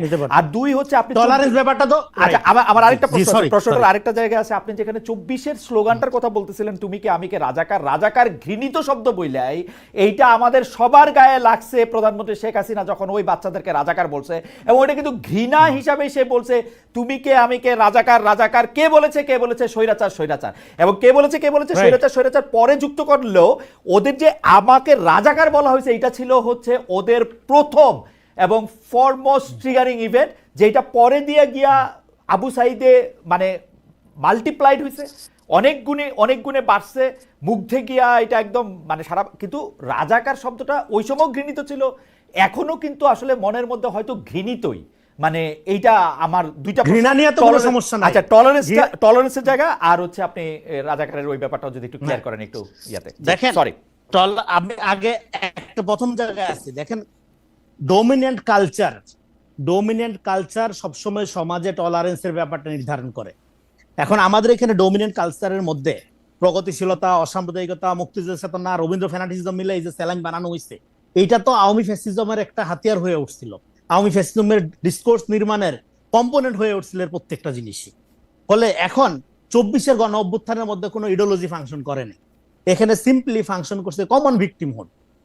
ইভেন যারা ছাত্রলীগ করতো, তারাও শেষের দিকে এসে এই হত্যা নিতে পারতেছিল না, তারা পদত্যাগ করে এসে আন্দোলনে অংশগ্রহণ করেছে। এখানে ডান বাম, প্রগতিশীল অপ্রগতিশীল, ইসলামিস্ট, হিন্দু মুসলিম, পাহাড়ি নির্বিশেষে নাম ছিল। ফলে এইটার মধ্য দিয়ে সমাজে আপনার ইডিওলজির মীমাংসা হয়ে যায় নাই। ফলে এখন কিন্তু আমাদের এখানে ডোমিনেন্ট ডিসকোর্স, যেটা এই যে প্রগতিশীল সেকুলার যে ডিসকোর্স, সেই ডোমিনেন্ট ডিসকোর্সের মধ্যে টলারেন্সের কালচার কি নির্মাণ করা হয়েছে? নো, নির্মাণ করা হয়নি। কারণ এই ডিসকোর্সটা, এই তর্কটা যে হিস্টোগ্রাফির উপর নির্মিত, তার মধ্যে ইনহেরেন্টলি ইসলাম বিদ্বেষ রয়ে গেছে। কারণ হলো এটা হলো বেঙ্গল রেনেসা, বেঙ্গল মডার্নিটির মধ্য দিয়ে যেই ডিসকোর্স, তার ভিতর থেকে এটা, সেগুলো লম্বা আলোচনা, আমি জাস্ট ছোট করে বলতেছি এখানে। ফলে এখানে টলারেন্সের কালচারটা আপনি বুঝবেন, এখানে ডোমিনেন্ট কালচার, টলারেন্স ব্যাপারটা আপনি বুঝবেন, ডোমিনেন্ট কালচার কিভাবে টলারেন্স প্র্যাকটিস। না রনি, এখানে আমার একটা ছোট প্রশ্ন আছে আপনার কাছে, আমি আবার আসবো, আমি প্রশ্নটা করে রাখি। আপনি ডোমিনেন্ট কালচারের কথা বলতেছিলেন, কিন্তু আপনি যাকে ডমিনেন্ট কালচার বলে আইডেন্টিফাই করতেছেন, আমি কিন্তু যোগাযোগের একজন ছাত্র হিসাবে গত 10 বছর ধরে ডমিনেন্ট কালচারটা চেঞ্জ হয়ে যেতে দেখতেছি। এটা ওয়াজের মাধ্যমে, Definitely change হবে। এটা 10-15 বছরের মধ্যে এটা ওয়াজের মাধ্যমে হোক, মানুষ কি শুনতে চেতেছে হোক, সোশ্যাল মিডিয়ামে আসলে মানুষ কি দেখতে চেতেছে হোক, মানুষের আত্মপরিচয়ের মধ্যে কোনটা সে সবচেয়ে বেশি সামনে আনতেছে ওইটা দেখা হোক। রনি, আমি আপনার কাছে আসবো এইটা বলার জন্য যে ডমিনেন্ট কালচার, আচ্ছা শেষ করেন সেকেন্ডটা শেষ করি। শেষ তো করেন। ফলে এখানে ডোমিনেন্ট কালচার, এই জন্য মুসলমান এখানে মুসলমানরা সংখ্যায় মেজরিটি হইলেও কালচারালি সবসময় এরা মাইনরিটি ছিল, সবসময় মাইনরিটি ছিল, এবং এই জন্য এরাও যে কম দায়ী তা না। ফলে এখন মুসলমানদেরকে বা ইসলামী ধারাকে আপনি যদি রাইটিং হিসাবে আপনি আখ্যায়িত করেন, এটা খুবই ডেঞ্জারাস হবে, মানে এটা রং আইকনিং হবে। কারণ আপনার রাইট উইং এর আইডিয়া ফরাসি বিপ্লবের সময় একরকম ছিল, এটা এক এক সময় এক এক রকম থাকে। আপনি ট্রাম্পকেও ধরেন অনেকে রাইট উইং বলে, হ্যাঁ, কিন্তু ট্রাম্প তো একটা ডেমোক্রেটিক প্রসেসের মধ্যে দিয়ে ইলেক্টেড আপনার এবং সে চাইলে যা খুশি তা করতে পারে না, কারণ ডেমোক্রেসির একটা প্রাতিষ্ঠানিক ওকে, আপনি একটু শেষ করেন যদি এখন। শেষ করেন। হ্যাঁ, শেষ করে ফলে এখন দেখেন আপনি যেটা বললেন যে রাজাকার শব্দটা এটা যে ঘৃণিত, হ্যাঁ, সেই ঘৃণার শব্দটা, সেই ঘৃণিত শব্দটা উচ্চারণ করার মধ্যে দিয়ে মুক্তির দ্বার যে ওপেন করলো, তার মানে কি একটা শব্দের মিনিং চেঞ্জ হইতে পারে, ব্যবহার চেঞ্জ হইতে পারে, এটার ব্যবহার একই রকম থাকে না সবসময়। ফলে এখন আমাদের এখানে ৭১ ইতিহাসটা তো নির্মাণ করা হয়নি, ৭১ ইতিহাসটা এটাকে একটা আওয়ামী ইতিহাসের জায়গায় রেখে দেওয়া হয়েছে, যে কারণে ৭১ নিয়ে এখনো পর্যন্ত ঝগড়াঝাটি হয়। এটা একটা পিপল হিস্ট্রির মধ্যে যারা ইতিহাসের রং সাইডে রাজনীতি করছে তাদের অবস্থান ইতিহাসে নির্ধারিত।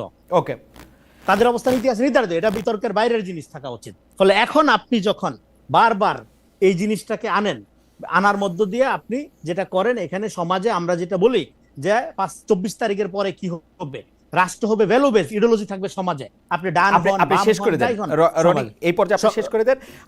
সমাজে আপনি রাখেন, আপনি আপনার ইডিওলজি দিয়ে আপনি রাষ্ট্রকে নিয়ন্ত্রণ করার চেষ্টা করেন না। কিন্তু আমরা দেখেছি কি আওয়ামী আমলে আওয়ামী লীগকে ফ্যাসিস্ট করে তুলছে কারা, এবং আমরা কি ভূমিকা মানে আমরা মনে রাখবো যে আপনারা কি অনুঘটকের ভূমিকা পালন করেছেন, সহযোগী ভূমিকা পালন করেছেন, সামনে থেকে কোনো আদর্শের জায়গা থেকে এক হয়েছেন, নাকি আপনারা একটা অক্সিলারি ফোর্স মানে সংখ্যা হিসাবে সেখানে উপস্থিত ছিলেন? জনাব মেঘবালা বসু একটু যদি বলতেন, রনিকেও একটু অ্যাড্রেস করেন যে এই ফেসিবাদ। হ্যাঁ, জি জি, বুঝতে পেরেছি। আপনার যে শেষ প্রশ্নটা, এই প্রশ্নটার উত্তর আমি উত্তর দিব না এই সেন্সে যে আসলে আমাদের রোল কি ছিল, we will late history decide it for itself. আমাদের বড় কোনো মিডিয়া হাউস নাই, আমরা বড় কোনো কিছুর মানে আমাদের যে অবদান, এটা কোনো কি বলবো মানে বট আইডি দেয়া বলেন বা হাজার হাজার বিশাল স্ট্রাকচারাল এলিমেন্ট দিয়ে এটা পোর্ট্রে করার কোনো উপায় নেই, আমি চেষ্টাও করব না। আমি বলবো যে আমরা কোথায় ছিলাম সেগুলো খুব প্রত্যক্ষ, কারণ আমরা কোনো এমবিসির সাথে মিটিং করি নাই, তো আমরা মোটামুটি মাঠে ছিলাম পুরোটা সময়। তো মাঠে মানুষজন দেখছে, এবং যারা ওই সময় অন্যান্য শক্তি যারা প্রত্যক্ষভাবে মাঠে ছিল তারা এটা ইভ্যালুয়েট করবে। মেঘবালা, আপনি মন খারাপ করেন না, আমি শুধু প্রশ্নটা করি যে আপনারা কি জুলাই আগস্টের আন্দোলনে আপনারা প্রত্যক্ষভাবে অংশ নিয়েছেন, সেটা আমি দেখেছি, আমি এটা সাক্ষ্য। কারণ হচ্ছে যে আমি সারাক্ষণই তখন কানেক্টেড থাকতাম, নানাভাবে টেলিভিশনে যা দেখানো হয়েছে তার চেয়েও বেশি আমি আসলে দেখতে পেরেছি নানা কারণে। এখন মেঘমালার আমাদের প্রশ্নটা যদি আমি অন্যভাবে করি, আপনাদের কোন ইডিওলজি আসলে জুলাই স্পিরিটের মধ্যে আছে সেইটা থেকেও যদি একটু বলেন। আগের রনিরটা যদি একটু বলে নেন যে আন্দোলনটা মানে আমাদের আন্ডারস্ট্যান্ডিং হচ্ছে যে আমরা মুক্তিযুদ্ধ পন্থী। সো আমাদের কাছে মুক্তিযুদ্ধ মানে হচ্ছে একটা বৈষম্যহীনতার সমাজ, যেই সমাজে মানে অর্থনৈতিক বলেন, সামাজিক বলেন, এইসব জায়গায় সাম্য থাকবে। আমরা দেখতে পাইছি শেখ হাসিনা মুক্তিযুদ্ধকে কাজে লাগায়, মুক্তিযুদ্ধের নামকে ব্যবহার করে বাংলাদেশের মানুষের বিরুদ্ধে যুদ্ধ ঘোষণা করতেছে, এবং তারা মুক্তিযুদ্ধের যে সাম্যের আইডিয়া, সেই সাম্যের আইডিয়া থেকে অনেক দূরে যায়। মুক্তিযুদ্ধ ব্যাপারটাকে একটা first class citizenship, second class সিটিজেনশিপের মতো করে হচ্ছে কিছু সার্টিফিকেট ধারীর জন্য একটা আলাদা ব্যবস্থা করে দিচ্ছেন, এবং তার মধ্যে দিয়ে বাংলাদেশে যে একটা বৃহত্তর যুব সমাজ, সেই যুব সমাজ তার যে কর্মসংস্থানের জায়গা, সেই কর্মসংস্থানের জায়গা থেকে ব্যাহত হচ্ছে। তো আমরা আমাদের প্রো লিবারেশন যে অবস্থান, আমাদের যে প্রো 71 অবস্থান, সেই প্রো 71 অবস্থানের জায়গা থেকে আমাদের কাছে মনে হয়েছে যে জুলাইয়ে অংশগ্রহণ করা আমাদের জন্য খুব জরুরি। 5ই আগস্ট 36শে জুলাই যে ঢাকা বিশ্ববিদ্যালয় থেকে যে বিশাল জমায়েত আসছিল, ওই জমায়েতের সামনে আপনারা দেখবেন এখনো টেলিভিশনে করলে একটা বড় ব্যানার ছিল।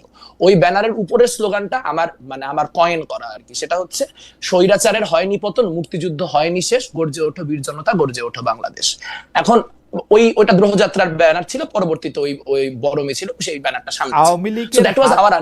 আওয়ামী লীগের হাত বামপন্থী, আওয়ামী লীগের ফেসিবাদী হাত এটা একটু আমি বলতে চাই, এটা আমি একটু বলতে চাই, জি আমি বলেন, প্রশ্নটা জি বুঝেছি। বলেন, জি বলেন। সেটা হচ্ছে যে আচ্ছা, কয়েকটা জিনিস খুব ক্লিয়ার হওয়া দরকার। যে বিশ্বজিৎ হত্যাকাণ্ড 2012 সালে ঘটছে, শেয়ার বাজার কেলেঙ্কারি 2012 সালে ঘটে গেছে, সাগর রুনি হত্যাকাণ্ড 2012 সালে ঘটে গেছে। 2013 সালের আগ পর্যন্ত শেখ হাসিনা একজন খুব ভালো মানুষ, সে ভালো মতো চালাচ্ছিলেন, তার কোনো কিছু ছিল না। তারপর কিছু দুষ্ট বাম তার মাথায় কিছু খারাপ বুদ্ধি দিলেন, তারপর তাকে ভুল বোঝানো হইলো। এটা আসলে খুব কি বলবো, খুব চটকদার ন্যারেটিভ, কিন্তু রিয়ালিটির সাথে সম্পর্ক খুবই কম। যেই দলগুলিকে আপনি গণজাগরণ মঞ্চে থাকার জন্য কোট আনকোট অ্যাকিউজ করতে পারেন, সিপিবি বলেন, বাসদ বলেন, এগেন এই পলিটিক্যাল পার্টিগুলি আমি করি না, এই পলিটিক্যাল পার্টিগুলির অসংখ্য পজিশন নিয়ে আমি, মানে আপনি যদি আমাকে ক্রিটিক করতে রাখেন, বামপন্থীদের ক্রিটিক করার জন্য আমি সারাদিন বসে করতে পারবো, আমি খুব আনন্দ নিয়ে করতে পারবো। কিন্তু সিপিবি বলেন, বাসদ বলেন, বা অন্য কোন দল বলেন বামপন্থীদের মধ্যে, জোটের দলগুলা বাদে, ওয়ার্কার্স পার্টি জাসদ বাদে, কিন্তু 2014 ইলেকশনকে ভ্যালিডেট করার জন্য যায় নাই। তারা কিন্তু 2014 ইলেকশনে অংশগ্রহণ করে নাই। তার মানে কথাটা হচ্ছে যে যেহেতু ঘাতক দালালদের ব্যাপারে একটা সেন্টিমেন্ট বাংলাদেশের রাজনীতিতে অনেক দিন ধরে ছিল, এবং যেহেতু বামপন্থীরা কখনোই মানে এই জামাতি শক্তিগুলির সাথে কোনো জায়গায় ঐক্যমত্য হয় নাই, বা তারা কখনোই হাতে হাত ধরে থাকে নাই, ফলে জামাত বিরোধী রাজনীতির ক্ষেত্রে বামপন্থীদের একটা আলাদা লেজিটিমেসির জায়গা আছে। এইটা আমরা আওয়ামী লীগের সাথে 2013-তে হাইরে গেছি। আমরা আওয়ামী লীগের সাথে গণজাগরণ মঞ্চে 2013-তে পারি নাই। আমাদের আন্দোলন, যে আন্দোলন আমি নিজে তখন স্কুলে পড়ি, আমি গেছি এই আন্ডারস্ট্যান্ডিং থেকে যে আওয়ামী লীগ আর জামাতের মনে একটা আতাত হয়ে গেছে, এই আওয়ামী লীগ জামাতের আতাত ঠেকানোর জন্য আমাদের যাইতে হবে। এটা হচ্ছে আমার সেই সরল শিশু মনের বোঝাপড়া। এই বোঝাপড়া থেকে প্রচুর লাখ লাখ মানুষ গেছে, তাদেরকে বামপন্থীরা আলাদা কোনো ডিরেকশনে স্টিয়ার করতে পারে নাই, ফলে আন্দোলন ক্রমাগত 5-7 দিনের মাথায় পুরাপুরি আওয়ামীকরণ হয়ে গেছে। আপনাদের গণজাগরণ মঞ্চের ইতিহাস নিয়ে কথা বলতে গেলে এটাও মনে রাখতে হবে যে সাজ্জাদ চৌধুরী যখন দ্বিতীয় দিন বা তৃতীয় দিন এই গণজাগরণ মঞ্চে গেছেন, তখন তিনি হচ্ছে শেখ মুজিবের কথা বঙ্গবন্ধু এই আলাপ করাতে তাকে বোতল ছুড়ে মারা হয়েছে যে শেখ মুজিবের আলাপ শুনতে চায় না, পারলে পাবলিকের আলাপ কিছু করতে পারলে করো। তা সেটা আসলে আমাদের একটা ঐতিহাসিক কাফফারা, আমরা 2013 কাফফারা দিতেছি যে আমরা এরকম একটা বড় 40 বছর ধরে যেটার পরিস্থিতি তৈরি হলো, মানুষ তিলে তিলে ঘাতক দালালদের বিরুদ্ধে অবস্থান তৈরি করে, সেটার জন্য একাডেমিক অবস্থান তৈরি করে, রাজনৈতিক অবস্থান করে জাহানারা ইমামরা যে লড়াইটা করে গেলেন, সেই লড়াইটা থেকে আমরা কোনো আপনার বক্তব্য মনে পরিষ্কার। আমি একটা ছোট প্রশ্ন করতে চাই, আপনি যদি এটার জবাব দিতেন।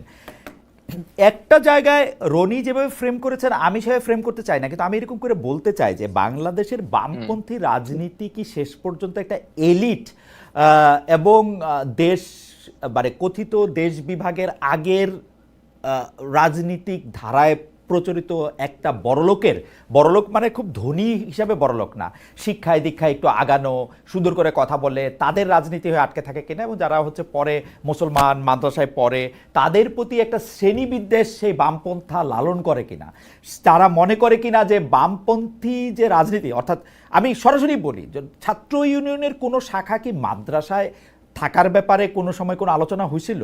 কোনো সিপিবির কোনো শাখা কি আসলে যারা ইমাম সাহেবদের ইয়াতে যারা আছেন, ইমাম মসজিদে, তাদের কাছে কি কোনোদিন গেছিল? নাকি এইটা মানে উই আর দে অলওয়েজই? আপনি যদি আমাদেরকে 2 মিনিট একটু বলেন। হ্যাঁ হ্যাঁ, জি জি, কমিউনিস্ট পার্টির বিষয়ে যে আলোচনাটা, সেই কমিউনিস্ট পার্টির বিষয়ে আলোচনা আপনি ওনাদের কাছ থেকে জিজ্ঞেস করেন। ছাত্র ইউনিয়ন বিষয়ে আমরা 2020-21 দিকে কয়েকটা মাদ্রাসায় প্রাইমারি কিছু কাজ করার কথা ভেবেছিলাম, কিন্তু মুশকিল হচ্ছে যে মাদ্রাসায় আমি ঢুকতে চাইলেও মাদ্রাসায় আমি কেন, যেই মাদ্রাসায় শিবির মনে করেন ফাংশন করে, ওই মাদ্রাসা অন্য কোনো ইসলামিস্ট সংগঠনে ঢুকতে পারে না, সেখানে হইতেছে বামপন্থী ঢুকাতে অনেক পরের কথা। আর এখানে বসে রনি ভাই বুঝায় যে ইনটলারেন্সের কালচার প্রাইমারিলি এস্টাবলিশ করছে হচ্ছে লিবারালরা, যারা হচ্ছে কালচারাল এলিট।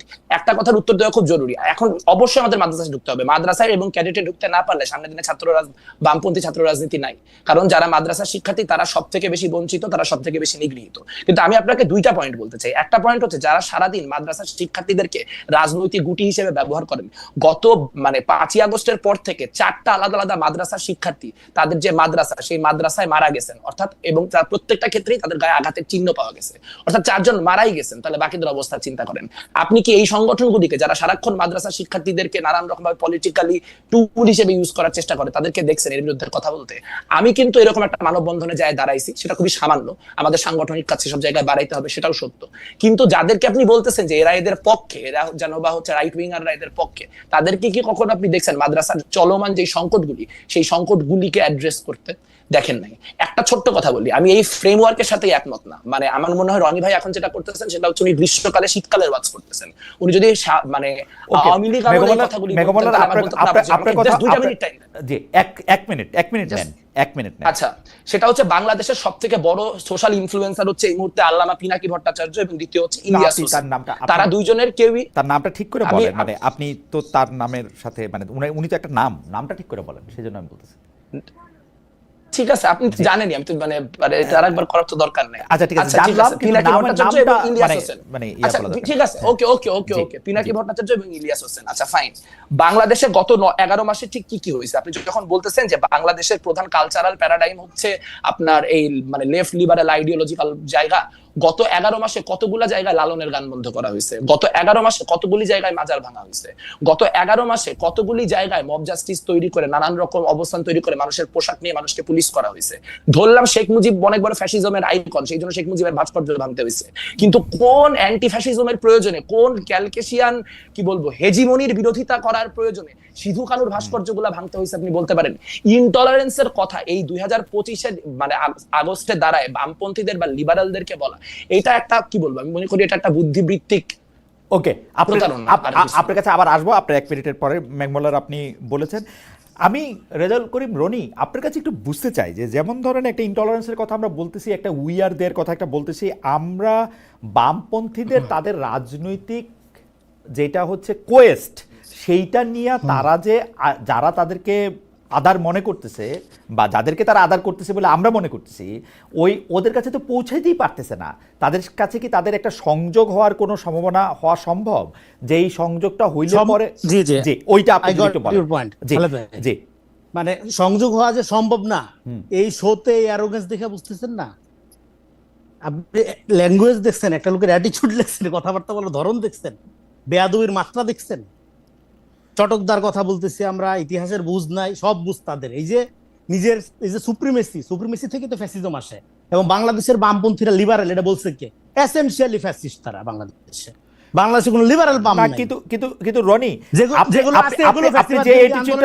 আপনি যে অ্যাটিটিউডের কথা বললেন, সেই অ্যাটিটিউডটা কিন্তু আমি আরো অনেকের মধ্যে দেখি আর কি। মানে আপনি জানেন আমি কাদের কথা বলছি, কিন্তু সেইটার পরিণতি বাম না আর কি, সেটার উৎপত্তি বাম না, সেটা উৎপত্তি অন্য জিনিস। রাইট।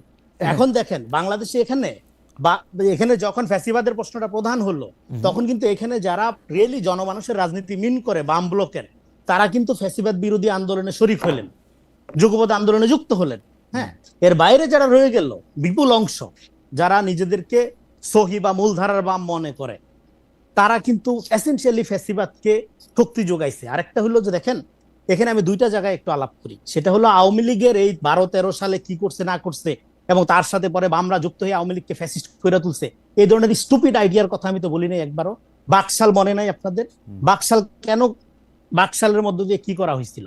বাকশালের মধ্য দিয়ে এখানে বামপন্থীরা মনে করছিল যে সমাজতন্ত্র কায়েম করে ফেলবে শেখ মুজিবুর রহমান, ফলে একটা সুবর্ণ সুযোগ, বাকশালে ঝাঁপায় পড়ে সবচেয়ে সমর্থন যোগাইছে কারা? বামপন্থীরা। এবং বাকশালের কি পরিণতি হয়েছে এটা আমরা সবাই জানি। তারপরে একটা অংশ, বামপন্থীদের একটা অংশ যুগপৎ আন্দোলনে শরীক হওয়ার বাইরে যে অংশটা রয়ে গেল, তার এসেনশিয়ালি আওয়ামী ফ্যাসিবাদকে শক্তিশালী করছে এবং শক্তি যোগাইছে নানাভাবে। এটা গেল একটা জায়গা। 2 নাম্বার হইল 96 সালে এই যে দেখেন, এই যে মেঘ যেটা বললো, তার শিশু মন, তার কচি মনে এই আশঙ্কা জায়গা উঠছিল যে আওয়ামী লীগ মনে হয় আবারও জামাতের সাথে আতাত করতেছে। তার মানে 96 সালে যখন আওয়ামী লীগ জামাত যুগপৎ ভাবে আন্দোলন করলো, তখন তো আওয়ামী লীগের এক কোলে বামপন্থীরা ছিল, আরেক কোলে জামাত ছিল, সব নিয়েই তো আগাইছে আওয়ামী লীগ। ফলে আওয়ামী লীগের সাথে বাম জামাত এই যে এবং জামাতের ব্যাপারে রনি আমি প্রশ্নটা আপনার উত্তরটা আমি বুঝতে পারছি না আপনি শেষ করেন আমাদের দর্শকদের তারা যে জামাত বিযুক্ত একটা আওয়ামী লীগ সবসময় কল্পনা করছে, করার মধ্য দিয়ে আওয়ামী লীগ কি করছে, আওয়ামী তাহলে দেখছে ওকে, তাহলে তার ফ্যাসিজমকে কায়েম করার জন্য জামাত ক্লিনজিং এর রাজনীতি সে চালাইলো, এবং জামাত যত বড় না তার চেয়ে বড় করে তুললো। রনি দেখেন রনি এই জায়গা আমার প্রশ্নটা এই জায়গাতে আপনি বুঝতে পারবেন। রনি আমার কথা শুনেন, আপনি এইটা বুঝতে পারবেন আমার প্রশ্নটা। প্রথম কথা হলো আমরা কিন্তু একদিক দিয়ে বলতেছি যে আসলে, এবং জানতেছিও, বামপন্থীরা কিন্তু যদি আপনি ভোটের বা পপুলারিটির জায়গা থেকে বলেন এতই মানে অল্প যে তাদের নিয়ে আসলে কথা বলার কিছু নাই। কিন্তু ইডিওলজির প্রশ্নে আমরা বেশিরভাগ সময় যেই কাজ আমাদের পছন্দ হয় না সেই কাজে আমরা আসলে বামপন্থীদের দায়ী করে থাকি। একই ঘটনা কিন্তু জামায়াতের ক্ষেত্রেও। জামায়াতের শক্তিটাকে আমরা ফুলায় ফাঁপায় দেখাই, যখনই আমাদের কাউকে আক্রমণ করতে হয় তখন জামাতে। এইটা কারণটা কি আসলে? এইটা কেন মনে হয় আমরা দুইটা জায়গায় দুই রকম? এটা কারণটা হলো দুইটা একই পলিটিক্স করে, দুইটা একই পলিটিক্স করে, মানে দুই রকম না। আপনার এখানে বামপন্থীরা এবং জামাত একই রাজনীতি করে, দুইটাই হলো ইডিওলজিক্যাল ফোর্স। এবং idealism, ideology and total politics, এবং এটা দ্রুত ফ্যাসিবাদের দিকে যায়, এই জন্য গণতন্ত্রকে যদি আপনি, যখন বামপন্থীরা, আমি যে একটু আগে বললাম বামপন্থীরা কোনো লিবারেল না, হ্যাঁ কেন না, বামপন্থীরা গণতন্ত্রকে একটা ইডিওলজি মনে করে, কারণ ও তো যায় রাষ্ট্র ভাঙিয়া ফেলবে, ও তো রাষ্ট্র কনসেপ্টে বিশ্বাস করে না, ফলে ও যেরকম একটা প্রতারণা করে এদিক থেকে। 2 নাম্বার হলো জামাত কি বলছে যে এটা কোনো রাজনৈতিক দল না, এটা একটা ইসলামী আন্দোলন। তো ইসলামী আন্দোলন কি আলটিমেটলি সে কি করবে? সে খেলাফা কায়েম করবে, রাষ্ট্রের মধ্যে আটকায় থাকার তার সুযোগ নাই। কিন্তু যেহেতু এখানে একটা ধরেন মডার্ন ডেমোক্রেটিক প্রসেসের মধ্যে দিয়ে তাকে আগাইতে হবে, সেই জন্য সেই কনসেপশন, এই জন্য লেনিনিজমের যে প্রবলেম, যেটা বামপন্থীর প্রবলেম, সেই প্রবলেম একই প্রবলেম মধ্যদিবাদের মধ্যে রয়ে গেছে। তো এই ক্রিটিক দেওবন্দি আলেমরা বহুবার করছে, বহু জায়গা থেকে করছে। ঠিক আছে, ফলে দুই দিকের যে অ্যারোগেন্সের মধ্যে একটা কমন মিল, আমার মনে যে অ্যারোগেন্সের আপনি দেখতে পারবেন। আমার মনে যে অ্যারোগেন্সের জায়গাটাতে আমরা একটু থাকি। জনাব মেঘমালার বসু, আপনার আমি আপনাকে বলি, আপনি নিজেই সোশ্যাল ইনফ্লুয়েন্সারদের কথা বলছেন, কিন্তু আপনি একটা খেয়াল করেন যে কেন বামপন্থীদের মধ্যে একজন বড় সোশ্যাল ইনফ্লুয়েন্সার হয় নাই, কেন বামপন্থীদের কথা আপনারা দেখেন, আপনারা সব ভালো কথা বলতেছেন, সব মানুষের কল্যাণে কথা বলতেছেন, তবুও মানুষের কল্যাণে আপনাদের কথা কেউ শুনছে না কেন? সেইটার কারণ কি? আপনারা রাজনীতিবিদদের কাছে যখন আমরা এই প্রশ্ন করি তখন তারা বলে যে আমরা টাকা পয়সা এবং অন্যান্য অনেক কিছুর কাছে হেরে যাই। আমরা যখন সোশ্যাল ইনফ্লুয়েন্সের কথা বলি তখন তার টাকা পয়সা, ভোট, এগুলির ব্যাপার থাকে না, ক্ষমতার ব্যাপার থাকে না। আমরা কি আসলে বামপন্থীদের মধ্যে এমন একজন ইনফ্লুয়েন্সার দেখি যার ভিউ লক্ষ কোটি, যার সোশ্যাল ইনফ্লুয়েন্স এরকম সাংঘাতিক, যাকে আপনি কতক্ষণ আগে কিছু ইনফ্লুয়েন্সারের কথা বলে আপনি বলতে চেয়েছিলেন যে তার হলো দেশ চালানোর মতো? আপনাদের এটা হয় না কেন? এখন প্রশ্ন হচ্ছে, রনি আপনাদের বলছে যে এটা হয় না কারণ হচ্ছে আপনার অ্যারোগেন্স, আপনি এটার সাথে বা আপনারা লিবারেল না, ওই জায়গা থেকে যদি আপনি কথাটা বলেন। আমি রনি ভাইকে চিনি হচ্ছে উনি আর একটা বক্তব্য শুনছিলাম, খুব ভালো লাগছিল আমার, ফরাদ মাজার, তারপর হচ্ছে আমাদের সলিমুল্লাহ খান, ওনাদের নিয়ে। তো আমার থেকে রনি ভাই যত বড় বুদ্ধিজীবী, সম্ভবত রনি ভাইয়ের থেকে মানে ওই লোকগুলো আবার তত বড় সাইজের বুদ্ধিজীবী। আমার কাছে মনে হয় একটু বড় বুদ্ধিজীবীদের সাথে একটু, আমি কোনো বুদ্ধিজীবী না, আমি কোনো বুদ্ধিজীবীও না, হ্যাঁ, ফলে বড় বুদ্ধিজীবী সবাই যে আসলে দুই পায়ে হাত, না তবে আমি বলি মেঘমল্লার বসু যে আপনি একজন চিন্তক, মানে আমি পার্সোনাল মূল্যায়ন শোনার দরকার নাই। আচ্ছা ঠিক আছে, আমি পার্সোনাল মূল্যায়ন করি নাই, আপনি তো মাঝখান দিয়ে কথা বলা শুরু করলেন, আমি তো আপনার কথা মাঝখান দিয়ে কথা বলি নাই। মানে কথাটা খুব সিম্পল, কথাটা হচ্ছে যে আপনি যখন ফরাদ মাজারের ক্রিটিক করেন, যখন আপনি হচ্ছে সলিমুল্লাহ খানের ক্রিটিক করেন, তাহলে আমি আপনার ক্ষেত্রে যে ল্যাঙ্গুয়েজ ব্যবহার করছি সেই ল্যাঙ্গুয়েজের থেকে আরো অনেক বেশি অ্যারোগেন্ট ল্যাঙ্গুয়েজ ইউজ করেন। সো এখানে ডাবল স্ট্যান্ডার্ড গুলো করার দরকার নাই ভাই। আমি আপনাকে সম্মান করি, আপনাকে সম্মান করে কথাবার্তাগুলো বলতেছি। অনেক ক্ষেত্রে যেহেতু মতের প্রচন্ড ডিফারেন্সেস, আপনার কাছে যদি ডিসরেসপেক্টফুল লাগে আমি হাম্বলি সরি বলে নিতেছি। আচ্ছা, আলোচনাটা হইতেছে খুব সিম্পল করে বলতে চাইলে যে এখানে আপনার একটা অ্যাসিমেট্রি আছে। ধরেন বামপন্থী প্রচুর লোকজন পরবর্তীতে নানান রকম অন্য পলিটিক্সে যায় শাইন করছে, তারা বড় বড় ইনফ্লুয়েন্সার হচ্ছে, নানান কিছু হয়েছে। সেইটা মূল পয়েন্টটা না, এখানে মূল পয়েন্টটা হচ্ছে যে ধরেন আপনি এখানে বলতেছেন যে বামপন্থীদের কোনো রাজনীতি দাঁড়ায় না, কেন রাজনীতি, বামপন্থীদের অবস্থা এত খারাপ কেন? আপনি দেখবেন যে এখানে একটা বড় অংশ বামপন্থীরা 90 পর্যন্ত সোভিয়েত ইউনিয়নের যে পলিটিক্স, সেই পলিটিক্সের সাথে অ্যালাইন করছে, এবং সেই পলিটিক্সের সাথে অ্যালাইনমেন্টের একটা বড় ক্ষতি হয়েছে যে 90 এর পরে সোভিয়েত ইউনিয়ন ভেঙে যাওয়ার পরে এরা বেসিক্যালি 15-20 বছর একটা শূন্যতার জায়গায় ছিল। এবং এখন পর্যন্ত বাংলাদেশের বামপন্থীদের চিন্তা ভাবনা অনেক ক্ষেত্রেই নানান রকম পুরাতন পন্থা এবং নানান কিছু দ্বারা প্রভাবিত। সেটা নিয়ে আমরা ইন্টারনালি অনেক ক্রিটিক করি, সেটা নিয়ে আমরা কাজ করব, এবং আমরা আশা করি যে সামনের দিনে হয়তো প্রচুর নতুন ছেলে পেলেও তো বাইরে হলো 24-এর অভ্যুত্থানের মধ্যে দিয়ে হয়তো নতুন কোনো রাজনৈতিক সম্ভাবনা তৈরি হবে। কিন্তু টলারেন্সের কোয়েশ্চেনটাতে আমি একটু থাকতে চাই, কারণ আমি আসলে মানে আমি সর্বোচ্চ টলারেন্স দেখাইতে আগ্রহী। কিন্তু আমি বুঝতে চাই যে ধরেন ফাতিমা রাসূল ইনসিডেন্ট নিয়ে এই টলারেন্স কি আসলে আপনি ধরেন আমাদের সোকল্ড মধ্যপন্থীরা দেখাইতে পারবে কিনা, বা এই একই ধরনের আপনি যখন আজকে মানে কাদিয়ানের ইস্যু উঠতেছে, আজকে যখন আপনার ভাস্কর্যের ইস্যু উঠতেছে, আজকে যখন আপনার বগুড়াতে জাতীয় সঙ্গীত গাওয়ার জন্য জামাতের নেতারা হামলা করতেছে দেখতে পাইতেছি, তখন আসলে টলারেন্সের কোয়েশ্চেনটা বারবার করে লিবারেলদের দিকে ছুড়ে দেওয়া বা টলারেন্স লিবারেলদের কারণে নেই, এই কথাটা বলাটা বোধহয় এই মুহূর্তের দ্বারাই খুব মানে কি বলবো ঠিক হচ্ছে না। মানে যারা আপনারা অনেকেই আছেন যারা এখানে ফাংশনাল স্টেট চান, যারা চান কোনো একটা মানে প্রবল পলিটিক্স এর দিকে জিনিসটা না যাবেন। দেখেন আমরা তো 5ই আগস্টের পর এগুলা শুরু করি না, আমরা তো 5ই আগস্টের পর জামাতের রাজনীতি, যুদ্ধাপরাধ, অমুক তমুক, এগুলা নিয়ে তো এগুলা তো আপনি একটু দেখেন না ঘাইটে, এটা তো বামপন্থীরা শুরু করে নাই। কিন্তু আপনি যদি আপনার রাজনীতিটা করেন এবং প্রবল ভাবে করেন, তখন আমার শক্তি সামর্থ্য কম থাকতে পারে, কিন্তু এটা তো একটা রাজনৈতিক লায়াবিলিটি। আমার যতদিন আমি বেঁচে থাকবো মুক্তিযুদ্ধ কোয়েশ্চেন উঠলে আমার কথা বলতে হবে। আপনারাও জানেন আওয়ামী লীগ বিএনপি যখন মুক্তিযুদ্ধের কথা বলে তখন সে বিশ্বাস করে বলে না, সে ভোটের জন্য বলে। আমার জন্য এটা একটা আইডিওলজিক্যাল পয়েন্ট। সো সেখানে যখন যাবে আমি তো আমার মতো করে রিঅ্যাক্ট করব, কিন্তু সেই জায়গা থেকে আসলে আপনার রিঅ্যাকশনের ক্ষেত্রে আপনি একটু জি আপনার রিয়াকশনের ক্ষেত্রে আমি শুধু আপনাকে এই প্রশ্নটাই করতে চাই যে আপনি যখন রিয়াকশন করেন বা রিয়াকশন দেখান তখন যে আপনার সুরে কথা না বলে তাকেই আপনি শত্রু ভাবেন কিনা, মানে সুরটা আলাদা হইলেই না না, আমি তো ইসলামিক শাসনতন্ত্র সাবস্টেন্সের জন্য না না না না, মানে মানে অবশ্যই না, অবশ্যই না, অবশ্যই না। মানে আমি এখানে ইসলামী শাসনতন্ত্রের যেই যারা রাজনীতি করছে ক্যাম্পাসে তাদের সাথে আমার যথেষ্ট পরিমাণে সুসম্পর্ক আছে। ইসলামী শাসনতন্ত্র ক্যাম্পাসে রাজনীতি করে ইসলামপন্থী আরো অনেক রাজনৈতিক দল রাজনীতি করে। রাজনীতি ইসলামপন্থী থাকবে, বামপন্থী থাকবে, মধ্যপন্থী থাকবে, সবাই থাকবে, সেটা কোনো সমস্যা না। কিন্তু বাংলাদেশ একটা মুক্তিযুদ্ধের কোয়েশ্চেনে একটা অন্ততপক্ষে একটা বেসিক কনসেনসাস দরকার, এবং সেটা এরকম ভণ্ড কনসেনসাস না যে আমি মুখে বলবো আমি মুক্তিযুদ্ধ মানে নিচ্ছি, আমি সুযোগ পাইলেই মুক্তিযুদ্ধ বিরোধী পজিশনটায় আবার ফিরে যাবো না।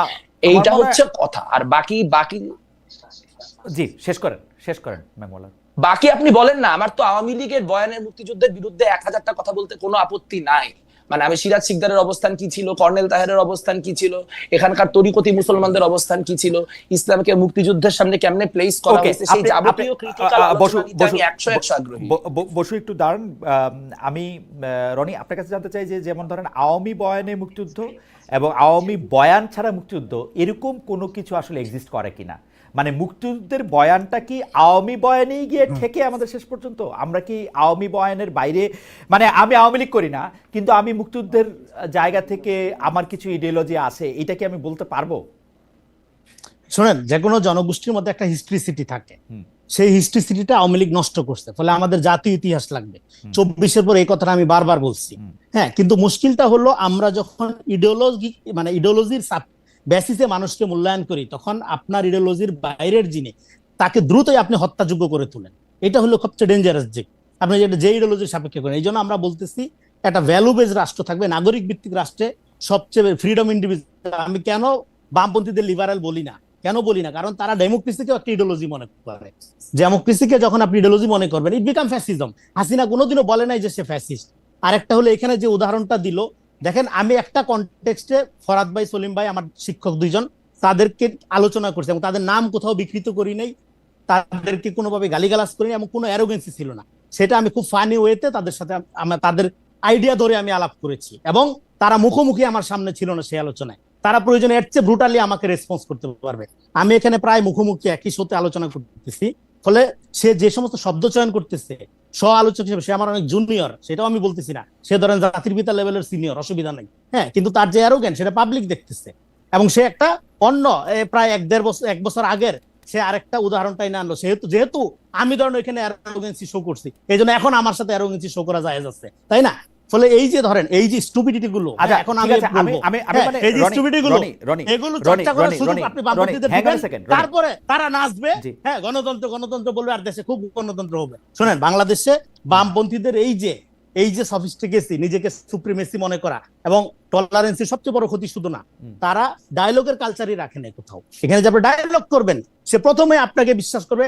আপনি 71-এর ব্যাপারে, আপনার পয়েন্টে আসতেছি, আপনি 71-এর ধরেন 71-এর পরে জন্ম, আমি 71-এর ব্যাপারে কোনো ইমোশন নাই, আমার কোনো ইমোশন নাই। আমি বাঙালি জাতীয়তাবাদ, রবীন্দ্রনাথ, অসাম্প্রদায়িকতা কোনো কিছু পছন্দ করি না। আপনি মানে মাইরা ফেলবেন? আচ্ছা, এটা হচ্ছে আপনি মাইরা ফেলবেন আমাকে বাংলাদেশে? এটা আপনার প্রশ্ন।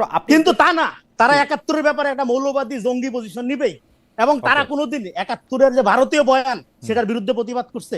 এই পুরা রিজিম দইরা ভারত যে এটাকে উদযাপন করছে সবসময় তাদের যুদ্ধ বইলা, ভারত পাকিস্তান যুদ্ধ বইলা, তারা কখনো বাংলাদেশের এত বড় ইন্টেলেকচুয়ালিটি করে তারা কখনো বাংলাদেশ এই জায়গা থেকে আমি মেঘমোল্লারকে জানতে চাই। খুবই ইন্টারেস্টিং একটা জায়গায় আসছেন আপনি। করে নাই, ফলে তারা সবসময় গণবিরোধী কাজ করছে। তারা যেটা করছে, তারা সবসময় পুঁজিবাদ বিরোধিতার নামে যেটা করছে, পুঁজির পক্ষে অবস্থান নিয়েছে, তারা সবসময় এস্টাবলিশমেন্টের পক্ষে অবস্থান নিয়েছে, তারা সবসময় গণবিরোধী অবস্থান নিয়েছে। বাংলাদেশ ইসলাম বিদ্বেষের জায়গায় নিয়ে গেছে। একটা মিনিট সময় দেন, ভাই আমার ট্রেনে যাইতে হবে ভাই, আমি এখন ঠিক আছে, তাহলে আপনি যান। রনি, আপনাকে অনেক ধন্যবাদ। মেঘমোল্লারেরও টাইম নাই, মেঘমোল্লারকে 2 মিনিট আমি টাইম, মানে হয়তো মেঘমোল্লার যতক্ষণ পাবেন মেঘমোল্লার একটু বললেন। মেঘমোল্লার দুটো জায়গায় যে আসলে বামপন্থীদের জায়গার সাথে ডায়লগই করা যায় না, এটা একটা। আর 2 নাম্বার কথা হচ্ছে যে একটা হচ্ছে যে বামপন্থীদের সঙ্গে ডায়লগই করা যায় না, আর 2 নাম্বার কথা হচ্ছে যে 71 নিয়ে ভারতের যে বয়ান, সেই বয়ানটা কোনোভাবে আপনারা এটার প্রতিবাদ করেছিলেন কিনা? বা আপনি আচ্ছা, আমি একদম শর্ট করে উদাহরণ বলি।